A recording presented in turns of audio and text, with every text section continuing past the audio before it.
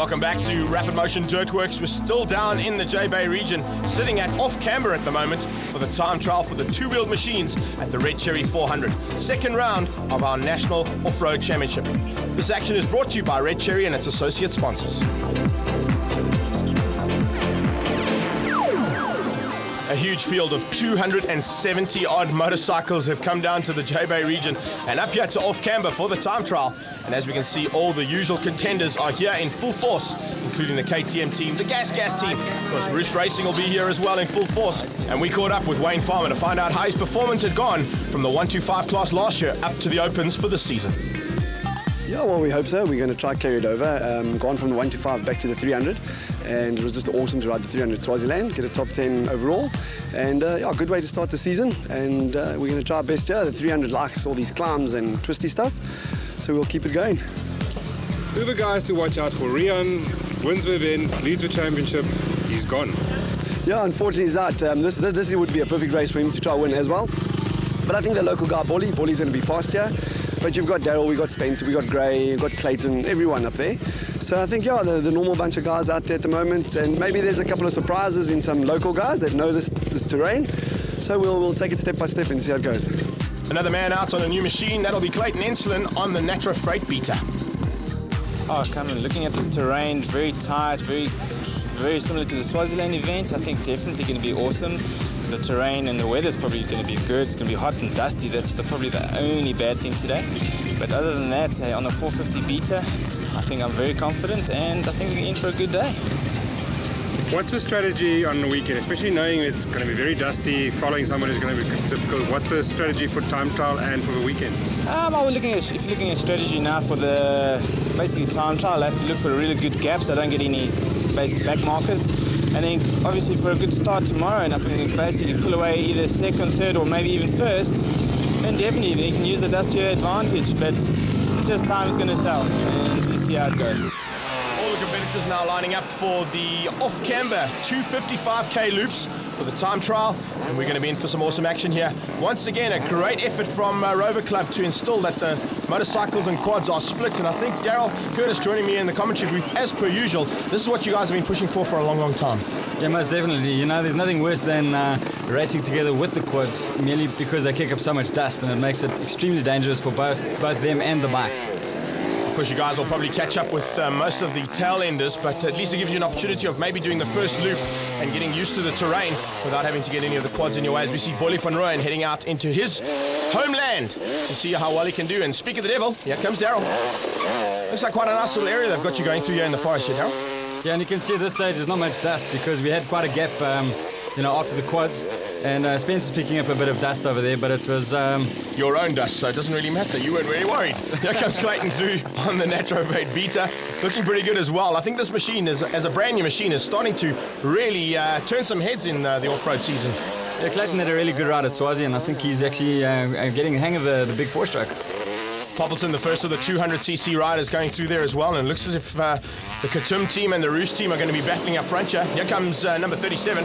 That, of course, is Casper Badenhorst. We saw him have a great outing the last time out, so we'll keep an eye on his progress. 15 is Lynex Yamaha's very own Matthew Dean. He's had a great season so far as well and looking to improve all the time. Corey van den Berg, first of our ORD riders there on the Honda. And here comes Hilton Smith on the Roost KTM. See the beautiful area we're riding in. The Rover Club have really made great effort this year and last year to make the time trial as tight as possible. So it's very technical, lots of river crossings, and in between the trees. It's absolutely awesome. I think they've done a phenomenal job looking at the terrain you guys are in. I'd love to be out there, maybe not on a twist grip motorcycle, but I'd love to be on there on a downhill bike. What an awesome area you guys are riding through at the moment. But having some fun here. Here comes number 20, that's Wynand Delport. Looking good on that 125. This looks like an awesome section. You must have had some fun down here. Flat out, all the way down Parachute Alley. It was awesome. You know, the time trial this year, they started at the Off Camber section with a lot of soft sand, very powdery, and we headed off into these forests. You can see how there's very little dust, and you can really get going. Very seldom up to top gear. And then, as we'll see a little bit later on, really rocky downhills. Leon Kempen there, one of our first of the Masters class coming through and having fun and games. Look how technical is getting through here now. A lot of guys on the brakes by the time they get to the bottom of the hill, so this is going to rut up quite badly, and you guys are not going to realise how badly it's rutted up when you come through for the second loop, Darryl. Yeah, well, that's the thing about off-road. You know, the terrain keeps on changing, and you've got to adapt and adjust. This section is very, very steep. It doesn't look so steep on camera, but it's very, very tricky indeed. You know, Jason Armstrong showing us how to do that, standing up on the back brakes, leaning back, trying to get as much weight onto that back wheel. There goes our current champion and championship leader, 350, that's Dudley Smith. Guys shouldn't be watching the camera. We know what happens if you watch the camera. Look at the road, boys. Shimmel's Yamaha rider coming through here. 373, that's Johnny Lochner. Nicely done by him. Also with a foot out there. Maybe should have kept the foot on the pegs. Of course, each guy's got his own riding style, and he'll use that riding style to the best of their ability. This is an amazing area that they've given you guys to ride in. Man alive, I think you guys have had a great time out there. It certainly looks that way as you come on the back wheel over the line. Mr. Curtis? Yeah, there was a little wheelie for my pit crew. They did an absolutely awesome job. My bike couldn't have been better. Right on Natal, the big boss man, Spencer Creel. The boys are going to have a bit of fun and games out there, I'm sure, tomorrow by the time we get in there. And here's Clayton. He's also quite close to you guys as they come across the finish line. I think this little Vita might give the KTM boys a bit of a run for their money. We'll have to wait and see. Darryl Curtis finishing up top of the list there after the first racing section. Spencer Creel in second place. Clayton Ensign on the Vita in third. Gavin Lowe, a great outing from him. But look at that. Theo Potgieter, the youngster, there in fifth place. Well, it was very difficult in the first lap because we started catching the quads and, you just can't see a thing. So you had to ride cautiously, and then I just picked my way through everybody safely. And then the second lap, got on the gas, put the pace up a little bit. Do you think the best place to start tomorrow will be in front? I think so. It's going to be dusty, and especially I'm not sure where we're going tomorrow morning. But if it's tight like the beginning of the time trial, that's definitely an advantage. You can be a faster rider sitting second or third in the dust, and you'll really struggle to come through. Problems here for Grey Dick, unfortunately, out by the looks of things, or is he going to be able to restart? Let's find out. Yeah, no, started off, I probably rode for about 20 minutes, and then some guy just came out of the bush on the route in like a head-on style and just clipped my foot, and I think I've broken a couple of toes.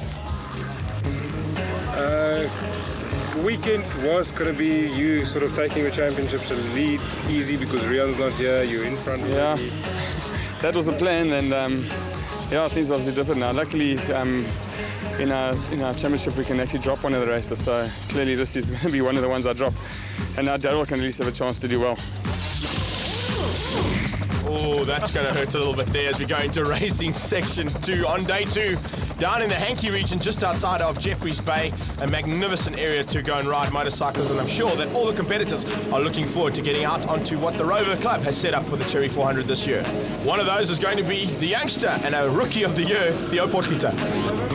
My strategy is just to take it the first lap, just take it calm, look at the track, and then from the second lap I'll just start pushing it, just get a nice flow, momentum, and I'll just stay on the bike and just have a good day. First man out, as per the time trial, will be none other than my co-commentator Darryl Curtis. Looking like you mean business this morning, my man. Yeah, we headed out straight into one of the Winterberg loops here, so most of the top guys know the loop, and very technical, very tricky, and it's a good place to try and make up time. That's exactly what you're hoping to do, and I know that Clayton's probably looking to do the exact same thing and catch the both of you. Only a couple of seconds off yesterday's times. Gavin Lowe, also a phenomenal effort out there from him on the Roost Kawasaki. He's going to be a man to watch out for this season. He's improved dramatically the entire season as we see the first of the Suzuki's getting away there. That's Theo Potgieter, the youngster, only 18 years of age, and he's already up there and contending in the top 10 in off-road nationals. That's a find for the year if we haven't found anybody else out there. Right, Curtis through the river splash. Remember that section in the Winterberg? Yeah, that's a great bit. Oopsie, where are you going there, Darryl? Garmin not working. No, normally we go straight up the road, but we had to hug a tight left there, so... Managed to see that little marker though. It is well marked. You can see even here on the television screens those big orange day glows. And it looks like Spencer's done the same thing. Oopsie. So there's some slight changes that the Rover Club have put in here for you guys. But of course, they always do a great job. And looks as if Theo Potgieter is starting to move up through the field as well. Number 9 right on his tail is Jaco Vermaak, the Lurie Yamaha man. And he's got ahead of Gavin Lowe. So he's made up one position off the starting grid. Great ride from him. Coming into sight now, that's number 17, that's Wynand Kleinhand's team ORD, but they're on the Yamaha, and right on his tail, number 7, pushing hard, Carl Poppleton. The 200cc boys also having some fun and games out there, Daryl? Yeah, most definitely. This type of terrain suits the smaller capacity bikes, your 125s, your 200s, and your 250s, and then you head out into the forest, and they're the bigger bikes come into play. Craigie Stone out there as well, also on a KTM, riding for a slightly different team than what you do, but it's great to see that there's a hell of a lot of increase in terms of the competitors, and of course we got a couple of boys getting lost here by the looks of things. 52 is Wade Blau, and right on his tail is 42, and 42 is Marcus Talliard. So the two of them sticking together. Some guys prefer to ride together, other guys on their own. Daryl, depends on what you want to do. I don't really think it's by choice, they all want to get past each other, but every now and then you get stuck behind somebody, and it's a very narrow track, so it's difficult to pass.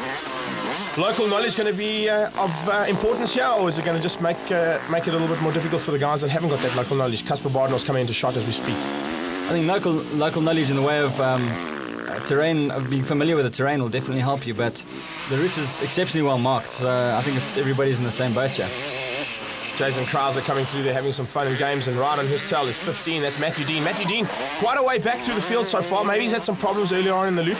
Not quite sure why he's so far down, but normally a little bit further up is young Matthew Dean. Here comes 14, that's Corey.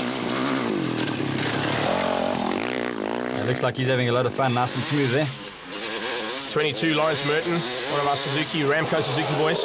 He had a great outing the last time out as well, so we'll watch to see whether he's going to progress up the leaderboard. And the Ramco guys have also got a really strong team, lots of riders, and it's great to see them putting so much effort. First of the seniors coming through here, 375, that's Sox, Gary Smith. He looks pretty good as well. Oh, looking to see where the day goes. Oh, there's the day glow marker. 59, just giving his compatriots a little bit of a hand there. That's Eugene Kutsia. So we've got to go this way, boys. That's the way to go. It's where the day glow markers go. Always important to stick. They'll be on your left-hand side, according to Mike from Red Cherry. Back down at the DSP and coming in for your first refuel. You're going to be heading out onto a slightly bigger loop now once you've had that refuel. Tell us a little bit about that refuel and what happens. Well, the refuel is still very early in the race, only after 40 kilometers, and you just want to really put a fresh pair of goggles on and refuel and get out of there as quickly as possible. And that's exactly what they've done there for Spencer. He's on his way. There comes Clayton, in for a quick splash and dash, as they say. Clayton uses a fancy dry brake system, and generally takes about 20 seconds in the pits to fill up your tank completely and put goggles on and go. Theo Potgieter moving through the field rapidly here. He's going to be a man to watch out for, and he's going to start closing down onto Clayton, Spencer and yourself. So you're going to have to keep your eyes and ears open as Jaco Vermaak comes in on 9 on the Lurie Yamaha. You see lots of ways of refueling. This might not be the most effective way, but it gets the tank full nevertheless. There's Ron from the Roost with a normal, we call them dump cans. Also fills the tank up in about 9-10 seconds. So once you've had some juice and had a chance to quickly get things... Oh, yeah, problems here for Carl Poppleton. Ain't enough. Brake pad will be very warm. Be careful of that. Should have some mechanics wear gloves on there. I like the way that they just replaced the entire system there. Daryl, is that kind of just because of time? Well, from heat build-up, the master cylinder seal is gone, and it's the quickest way to change the whole system. So basically just get it on and off as quickly as possible and get the rider back out onto the circuit, which is what they've done here for number 20, Wynand Delport, Schimmel's team. Oh, looks like problems here for Wynand van der Linde.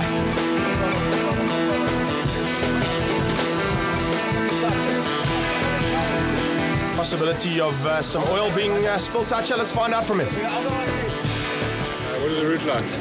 Not too technical. It's quite dull out there. What's the problem you have with the bike? Drain plug came out.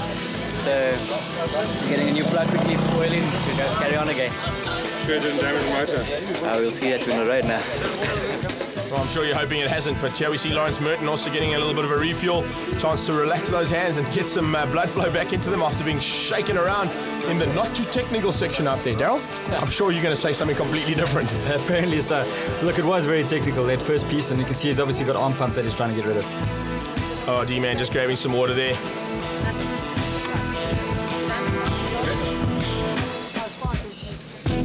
Matthew Dean with a bit of work to do to catch up to his compatriots up front. He was quite a way down the last time we saw him out on the route, but looks like they've managed to get everything sorted out on the bike, and he'll be making his way out as quickly as possible, riding Lynex Yamaha ORD. And right behind him comes his Honda compatriot, Corey Vandenberg.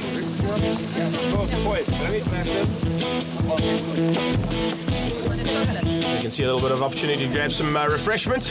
not only for the motorcycle but for himself as well. It's going to be a tough 56k loop that you're heading out onto now, and a lot of work to do for Corey to catch up to the likes of you guys up front. Here's Gray. Can you believe it? He's out there on the circuit as well after the problems he had yesterday and breaking those toes, just hanging on for dear life. Looks as if he's managed to outdo you and actually get onto the circuit there, Daryl. Yeah, well, you know, Gray's got a lot of time to make up here, and I think that his whole crash yesterday was faked because I was catching him in the dust, so I think it's just a big excuse, really. Right, so all problems here for 322. Well, I think Gray Dix had a similar kind of problem on that Yamaha of his, but Ryan Kutsia having some problems. Look at this, is Daryl Curtis from the helicopter, absolutely flat out. And what an awesome bit of riding area you've been given to play around in here today. Yeah, this is absolute riding paradise. We just don't get better. A little bit of a whoop section here as well, Supercross style. There's a bit of everything in the mix. There's soft sand, there's rocks, forest. It's just awesome. Lots of support out there on the circuit as well as we come to one of the marshalling points. Just give you an opportunity to watch out for possible crossing cars. Starting to catch some of the quads here now. This may prove to be a little bit interesting for you guys.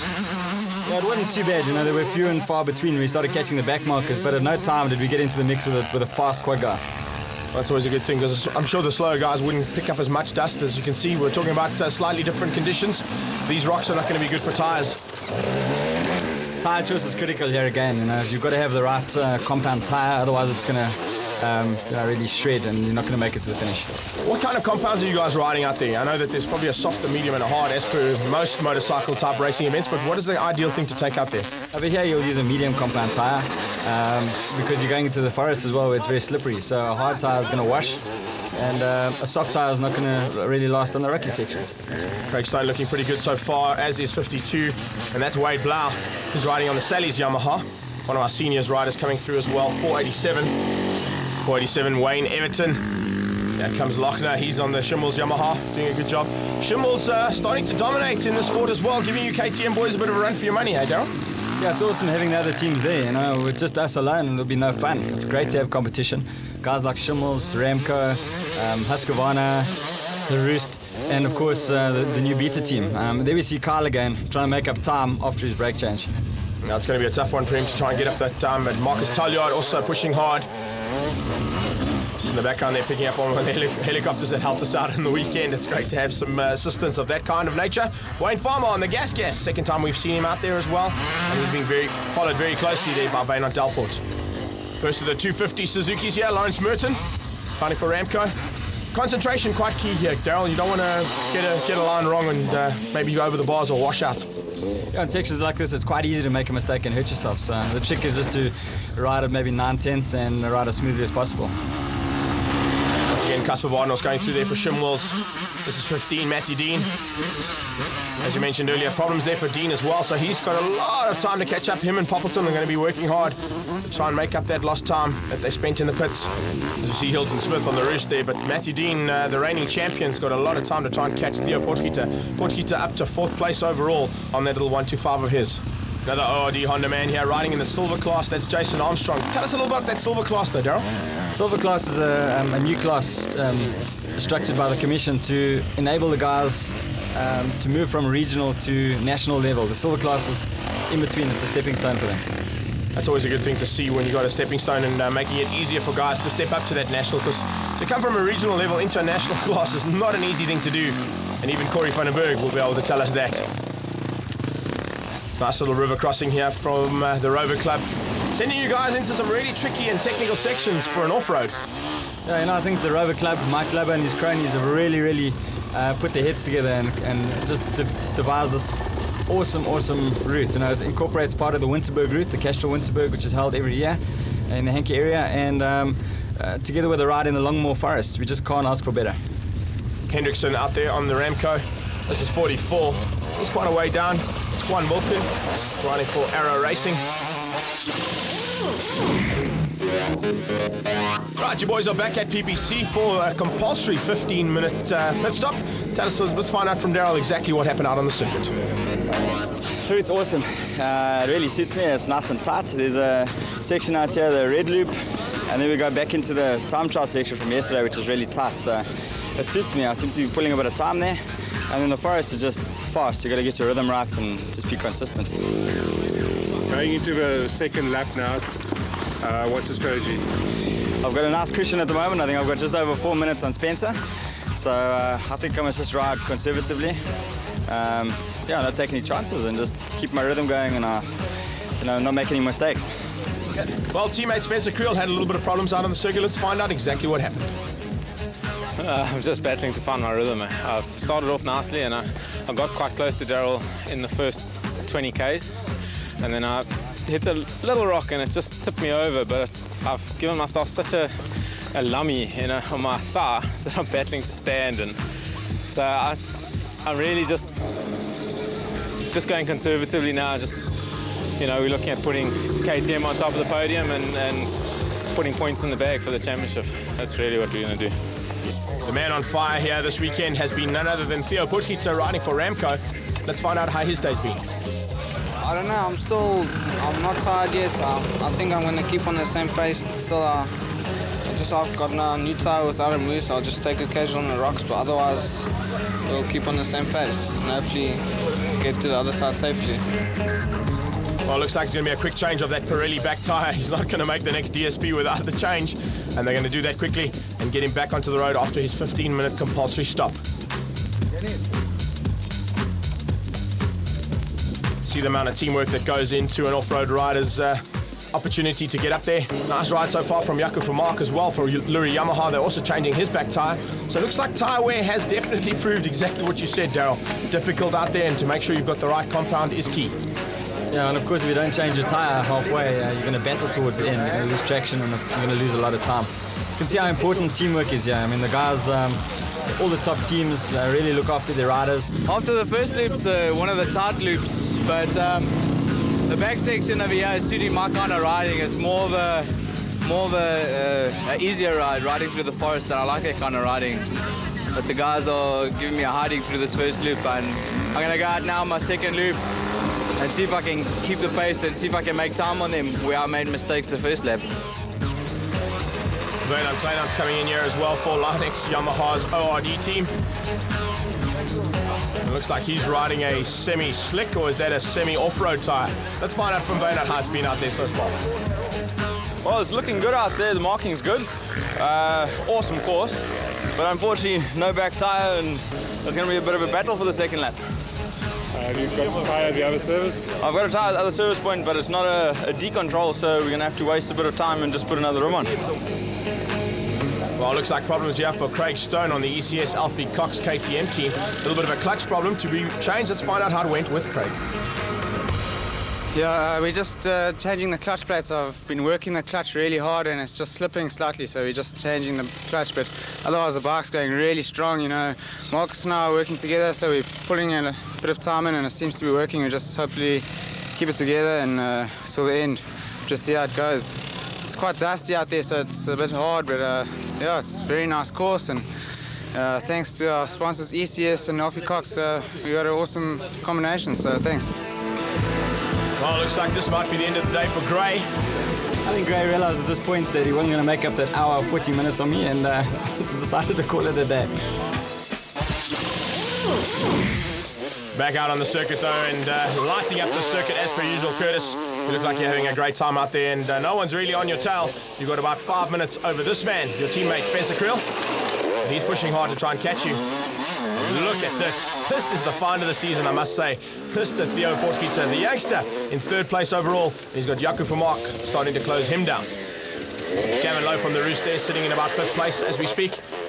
You can see using slightly different lines, and the big holes in the middle of nowhere you've got to watch out for. Hopefully they've been, of course you've been through here already, so the idea is just to hang on and get to the finish line now. Craig Stone looking really good.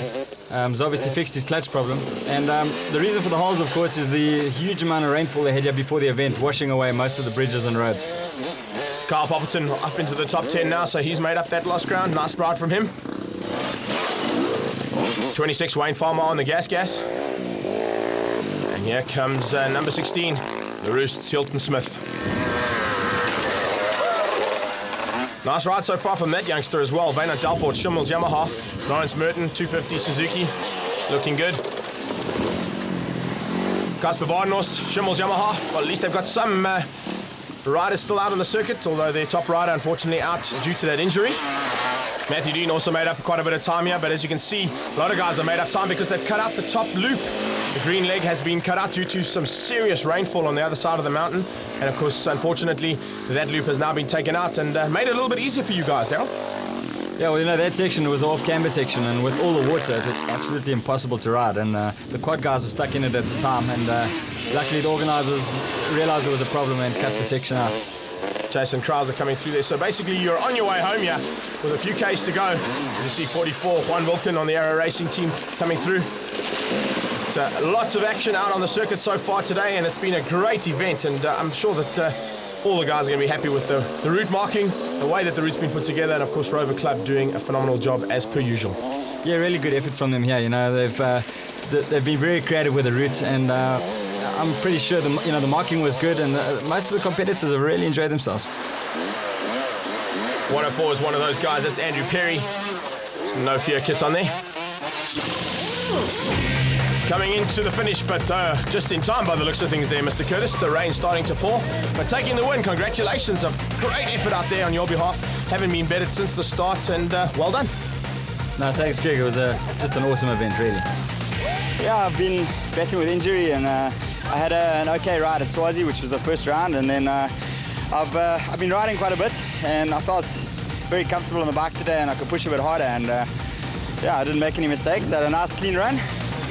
I got a little bit stuck in a mud hole just before the end, and I thought it was race over. Our bike was gone. I think it's the only mud hole in Port Elizabeth, but I managed to yank my bike out and come to the finish in one piece.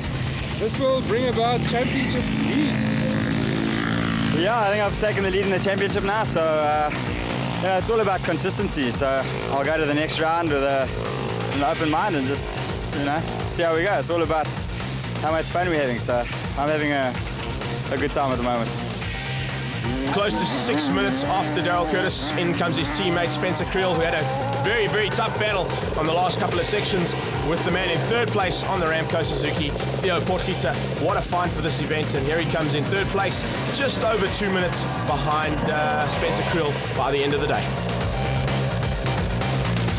Confirmation on those results. Daryl Curtis taking it for KTM and Spencer Creel making it a 1-2 for them. Theo Potgieter on the Ramco Suzuki in third. Jaco van Mark in fourth, and Gavin Lowe finishes up in the top 5 on the Roost Kawasaki. You can see our two youngsters in the 125 class there, Wynand Delport and Matthew Dean in 12th and 15th overall. But a nice ride from them, and what a great event as per usual. The Red Cherry 400 giving the riders exactly what they need. Once again, Daryl now leading the championship. Are we going to see more of Daryl Curtis out on the circuits, or are we going to be hanging in there for the events we spoke about last time? Well, I think I'm going to have to, Greg, and otherwise they're going to take my motorbike away. I'll be at Petersburg. I won't miss it. Well, this Red Cherry 400 was brought to you by Red Cherry and their associate sponsors.